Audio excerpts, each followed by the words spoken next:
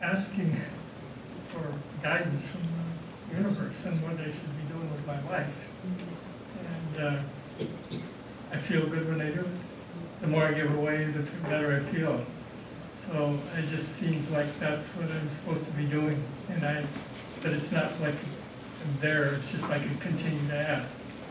What's the best use of my time right now? Why am I here? What is my purpose? A couple times the purpose has come up, so I think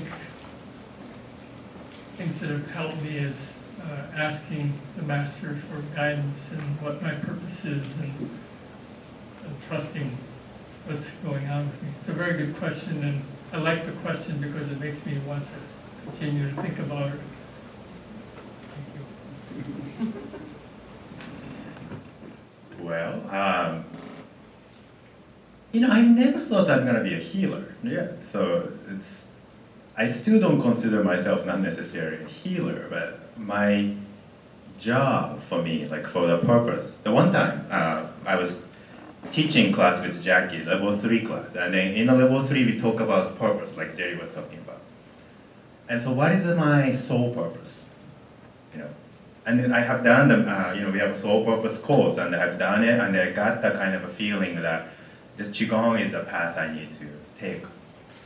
And then, one thing led to the another. I was doing healing for my, doing Forest Qigong, and started teaching class, and then got to this meditation, very short meditation. Jackie was guiding, and I saw myself as a tour guide, holding this flag, guiding people to this gate where behind it is a big statue of Buddha. It's a golden gate. So I'm like, I'm a tour guide. My job is to guide whoever wants to go there, to take them. But not necessarily, like I'm not gonna be an enlightened being. That's not my next lifetime. But this lifetime, my job is a tour guide. So if you have any question about the tour, let me know. Since I was a kid, I've always wanted to help people. Whenever I felt good about something, like, ooh, I want to share that with people. I don't know where that came from. And I became an artist and went to school for art. And one of my goals with art, maybe the primary goal, in creating drawings, I focused on drawing eventually. I did sculpture for a while, and then I focused on drawing primarily.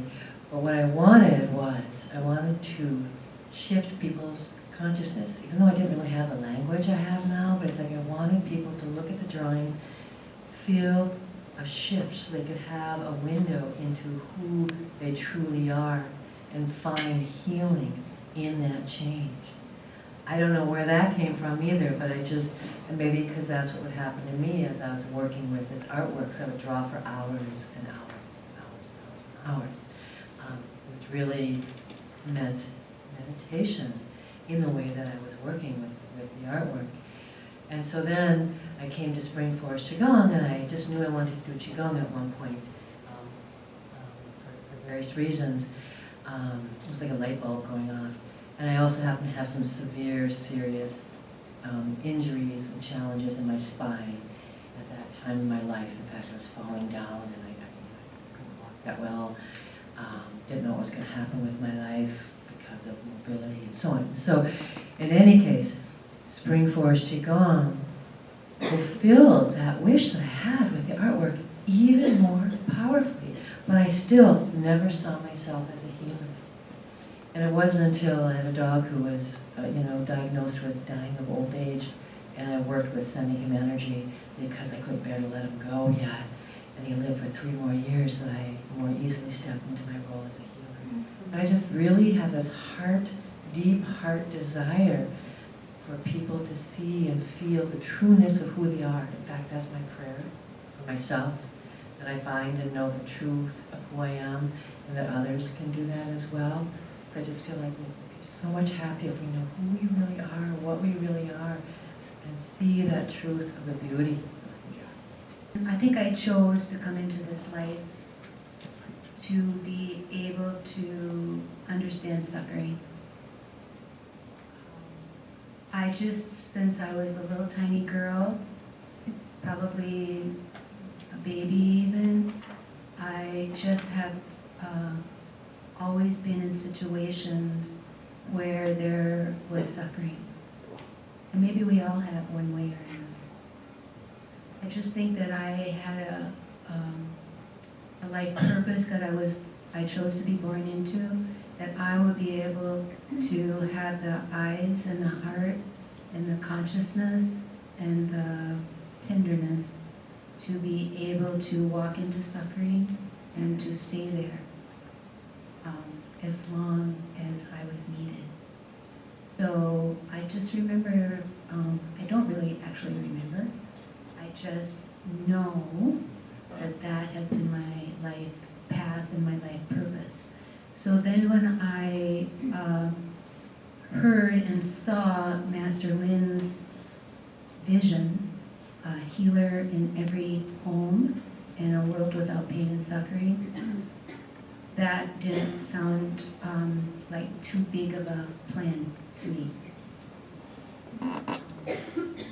So it just was the next natural step, is to join with others that were very intentional, all of us, because I was born a healer, yes I was, and you were born a healer, yes you were.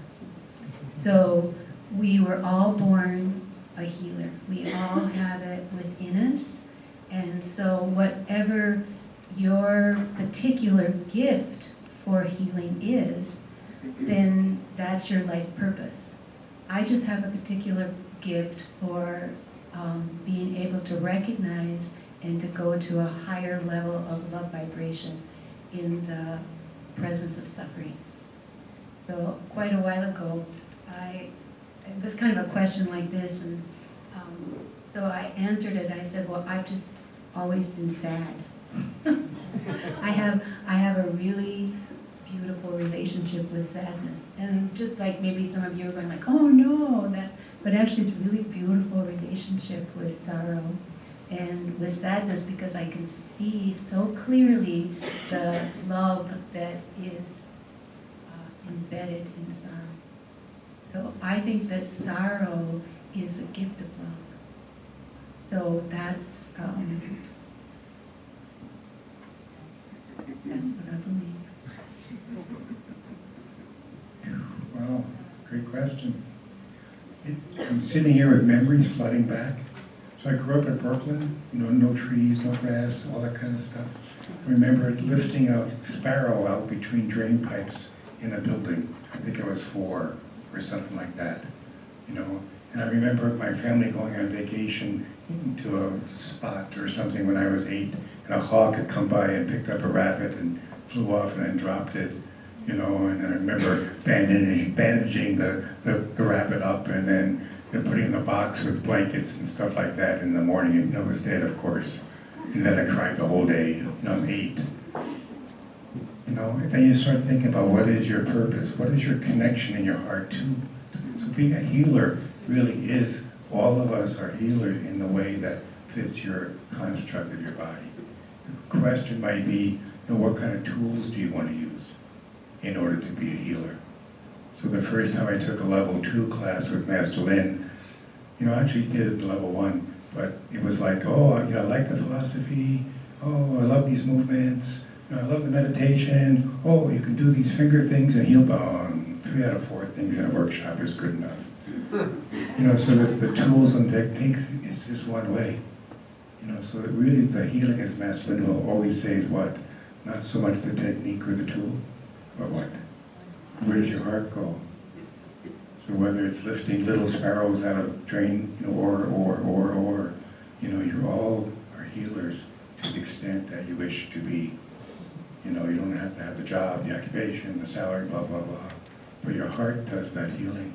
So the kind and gracious things you do, really are all healing events, to whatever extent in your life. And then the commitment would be, what commitment do you have to be a follower of your own heart, not so much the follower of a profession or a technique.